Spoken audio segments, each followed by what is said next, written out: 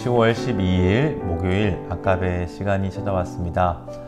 오늘 열왕기상 15장 9절로 24절까지의 말씀을 가지고 다만 산당은 없애지 아니하니라 라는 제목하에 은혜 나누기 원합니다. 우리 며칠 연속해서 북이스라엘과 남유다 왕들을 함께 살펴보고 있습니다. 르호보암, 아비암에 이어서 오늘은 유다왕 아사를 살펴보게 되겠습니다. 북이스라엘의 여로보암 왕 제20년에 남유다의 왕이 아사가 되었다라고 합니다.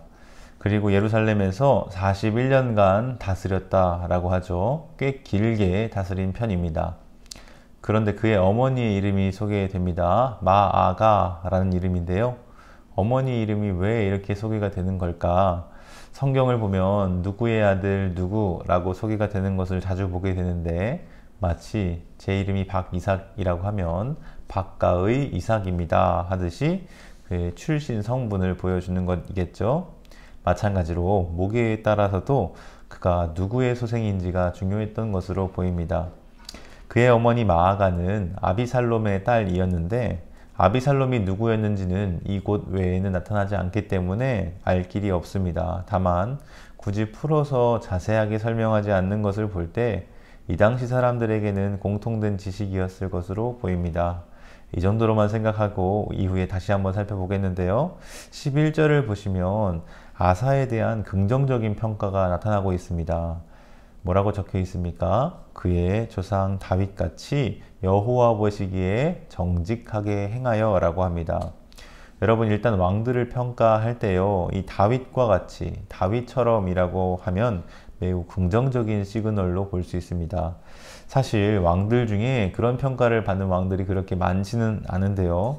북이스라엘의 왕들 대부분은 어떻게 평가가 되는가 보면은 여로보암의 왕의 길로 따랐다라고 합니다.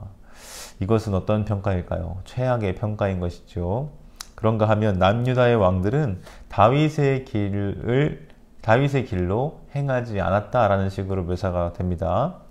그런데 그 다윗같이 여호와 보시기에 정직하게 행하였다라고 말하고 있는 것은 어떤 기준으로 그렇게 판단되고 있을 것인가요? 우선 12절, 13절을 보면은 아사 왕이 그런 평가를 받은 이유가 나타납니다. 12절에 보면 남색하는 자를 그 땅에서 쫓아냈다라고 하죠. 또한 그의 조상들이 지은 모든 우상을 없앴다고 합니다. 세 번째로는 13절에 그의 어머니 마아가가 혐오스러운 아세라상을 만들었는데 그에게 어떻게 대응했는가? 그 태우의 위를 패하고 그 우상을 찍어서 기드론 시냇가에 불살랐다라고 합니다. 남색하는 자를 그 땅에서 쫓아냈다. 가증한 것으로 여기고 그들을 용납하지 않았다는 것, 이것이 아사 왕이 행한 업적으로 첫 번째 소개되고 있습니다. 그리고 그의 조상들이 지었던 모든 우상을 없앴다. 이것이 두 번째로 소개가 되죠. 심지어 그의 어머니 마아가가 혐오스러운 아세라상을 만들었는데 그것에 대해서 가차없이 판단하여 처벌하는 것, 바로 태후의 일을 폐하여 버린 것입니다. 참 이거 쉽지 않은 일인데 우상을 만들고 하나님을 대적하는 방향으로 사람들을 이끌어가는 것에 대해서 가차없이 더 이상 영향력을 발휘하지 못하도록 면직시켜 버린 셈인 것입니다. 그리고 그 우상들을 찍어서 기드론 시냇가에서 불살라 버렸다. 이것이 아사 왕이 하나님 앞에 정직하였다. 다윗 왕과 같이 하나님 앞에 정직하게 행하였다 라고 평가를 받은 기준이 되겠습니다. 여러분 같으면 여러분의 어머니에 대하여 또 여러분의 부모님에 대하여 이와 같이 단호하게 대처하실 수 있겠습니까? 혹은 형제에 대하여, 친족에 대하여, 가까운 친인척에 대하여 이와 같은 정말 공명정대한 태도를 보일 수 있겠느냐라고 하는 말입니다. 과연 아사왕이 피도 눈물도 없고 부모 자식 간의 도리도 모르는 그런 자식이어서 이와 같은 판단과 결정을 내렸을까요? 그렇지 않습니다. 그는 하나님 앞에서 무엇이 더 중요한지를 알았던 것이죠. 정의와 공의로 다스리도록 그를 왕 위에 세우신 그 하나님의 선하신 뜻을 분명히 알았던 것입니다. 통치자로서 자신의 가정을 잘 다스리고 그 안에서 이루어지는 죄된 일에 대하여, 그리고 나라와 백성 전체에 큰 영향력을 미칠 수 있는 일에 대하여 공명정대하게 대처하므로 온 나라가 우상 숭배와 죄악으로 물드는 것을 미연에 방지한 것이죠. 이것이 그가 그의 조상 다윗과 같이 여호와 보시기에 정직하게 행하였다라는 평가를 받을 수 있는 근거가 되었던 것입니다. 그런데 여러분, 여기서 우리가 좀 더 주목해 볼 것이 있는데요. 과연 그렇다면 그는, 아사 왕은 정말로 완벽한 왕이었을까? 흠이 없는 왕이었을까라고 생각해 본다면 이 부분에 대해서는 확신할 수 없다는 것이 이어지는 구절을 통해서 나타납니다. 14절을 보시면 다만 산당은 없애지 아니하니라. 12절 13절에 여러 가지 업적이 나왔는데 14절을 보니까 다만 산당은 없애지 아니하였다라고 평가받고 있습니다. 이것은 무슨 의미일까요? 우리는 이 정보를 어떻게 이해하고 또 받아들여야 할까요?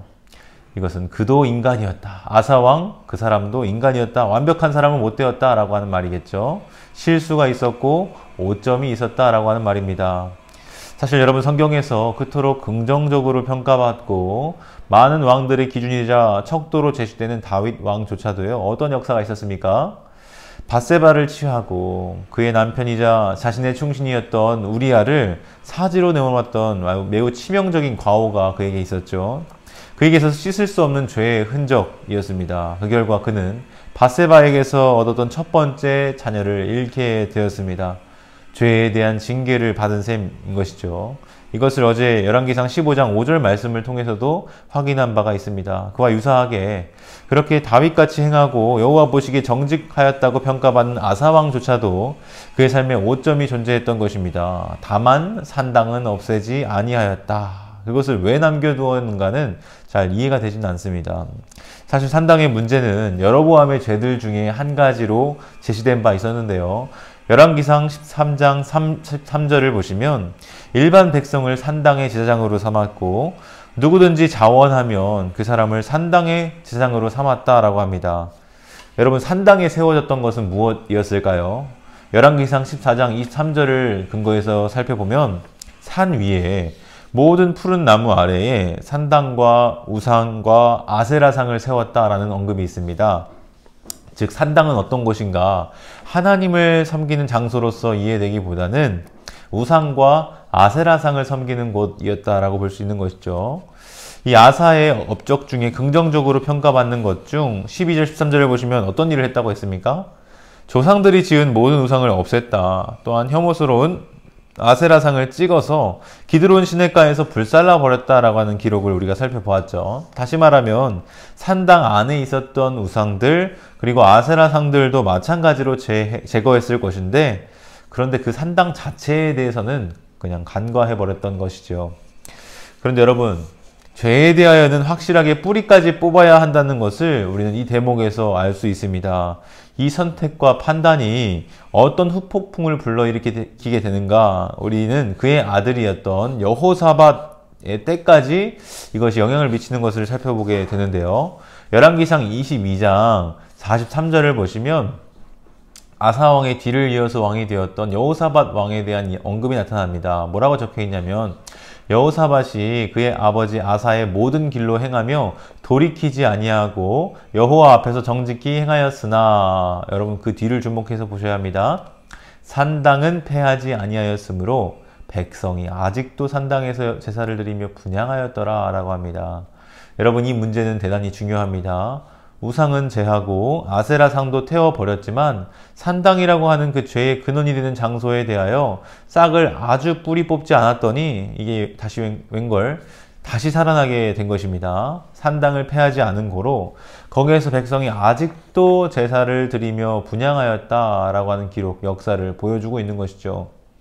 여러분 어떻습니까? 부모 세대의 과오가 자녀 세대까지 이어지게 된 것입니다. 여호사밧도 참 선한 왕이었으나 그의 아버지 아사 왕이 끊어내지 못한 문제로 인하여 자녀 세대인 여호사밧 세대에까지도 그 죄의 문제가 영향을 미치게 되었다는 것을 보게 되는 것입니다. 참 많은 생각을 하게 합니다. 우리 다음 세대들은 우리 부모 세대들이 일구어놓은 터전 위에 살아가게 됩니다. 여러분들은 자녀 세대에게 어떤 세상을 물려주고 싶으십니까? 어떤 환경을 조성해서 그것을 물려주고 싶으십니까? 이 문제는 우리가 깊이 생각해 볼 일입니다. 우리 자신을 위해서가 아니라 우리 다음 세대, 자녀 세대를 위해서 해야 할 일들도 우리에게 책임으로서 주어져 있는 것이죠. 말씀을 정리합니다. 여러분 혹시 우리 중에 스스로 서 있다, 나는 서 있다 라고 생각하시는 분 계십니까? 그렇다면 넘어질까 조심하시기 바랍니다. 여호와 앞에서 정직하게 행하였다라고 평가를 받을 수 있을는지는 몰라도 오늘 이 자리에 나오신 여러분들 사실 어떤 분이십니까? 하나님 앞에서 참 귀하고 칭찬받을 만한 모습들이죠. 왜 그렇습니까? 이렇게 아까의 영상도 시청하면서 말씀을 사모하고 어떻게든 그 말씀에 순종하는 삶을 살아보고자 노력하고 계신 거 아닙니까? 참 하나님 앞에서 정직하고 바른 삶을 살아가고 계십니다. 하나님이 보실 때도 그럴 것 같습니다. 그런데 여러분, 그럼에도 불구하고 우리가 기억해야 할 것은 우리의 삶 속에서도 오늘 살펴본 이 아사 왕의 모습 속에 드러난 오점이 있었듯이 그러한 문제가 우리 안에 있지 않겠습니까? 우리는 항상 그것을 우리의 염두에 두면서 주의해야 할 것입니다. 항상 깨어 있어서 우리의 삶 전부가 하나님 앞에서 온전한 제사요 영적인 예배가 되도록 우리 자신을 하나님 앞에 그렇게 항상 드려야 할 것입니다. 그러면 어떻습니까? 우리 자녀들도 손주들도 그 모습을 보면서 분명히 보고 배우는 것이 있을 것입니다. 그리고 그렇게 일구어 놓은 우리의 삶의 환경과 세상 속에서 우리 자녀 세대들이 살아가게 되겠죠. 여러분들은 어떤 세상을, 어떤 가정을, 어떤 환경을 물려주고 싶으십니까? 이것은 단지 부의 대물림이나 지식의 대물림, 재산의 대물림의 문제를 넘어서 환경의 대물림이 될 것입니다. 죄악이 간영하며 그것들이 손쉽게 허용되는 그러한 시대를 물려줄 것인가? 죄를 죄로 여기고 문제가 되는 것이라면 바로잡으며 정의와 공의를 실현하는 그런 가치관과 세상을 물려줄 것인가? 이것은 오늘날 우리가 선택하고 판단하며 결정하고 행동하는 일에 따라서 달라지게 되는 것입니다. 바라기는 오늘 이 아까베를 시청하는 모든 성도님들이 아사의 모습 속에서 긍정적이고 또 하나님 앞에서 온전하며 정직하였던 모습들은 다 우리의 것으로 취하고 반면에 그의 삶의 과오이자 오점이었던 또 자녀 세대에게 악영향을 미치게 하였던 문제 상황과 환경에 대해서는 우리가 경계함으로써 우리의 삶에 바르게 적용하는 그런 은혜가 있기를 소망합니다. 하나님께서 우리의 걸음을 선하게 인도하여 주시기를 소망합니다. 우리 같이 기도하겠습니다. 사랑과 은혜가 풍성하신 하나님 아버지, 오늘 남유다 왕의, 특별히 아사 왕의 삶의 업적과 행적들을 살펴보면서 그가 받았던 평가와 그런 선한 모습들을 우리가 배우며 또 우리 자신의 것으로 삼기를 원합니다. 그러나 우리가 기억할 것은 그러한 삶 속에서도 오점이 있었고 과오가 있었으며 자녀 세대에게 악영향을 미치게 하였던 어떤 문제가 있었음을 보았습니다. 혹여나 우리의 삶 속에서 우리가 선줄로 생각하고 있는 자가 있다면 넘어질까 조심할 수 있는 그런 경계심을 허락하여 주시고 우리가 다음 세대들에게 물려주지 않아야 할 그런 오점들 우리의 삶에서 지우기 위해서 부단히 힘쓰고 노력할 수 있도록 주께서 함께 하시고 은혜를 베풀어 주시옵소서. 하나님께서 우리에게 맡겨주신 그 하루하루를 소중히 여기고 살며 그 속에서 우리의 모든 삶을 하나님께 영적인 제사와 신령한 예배로 드릴 수 있는 그런 우리 모든 삶이 되도록 주께서 이끌어 주시고 함께 주옵소서. 의지합니다. 감사합니다. 찬양합니다. 예수님의 이름으로 기도합니다. 아멘. 오늘 이 하루도 말씀과 더불어 동행하는 여러분들 다 되시기를 바랍니다. 감사합니다.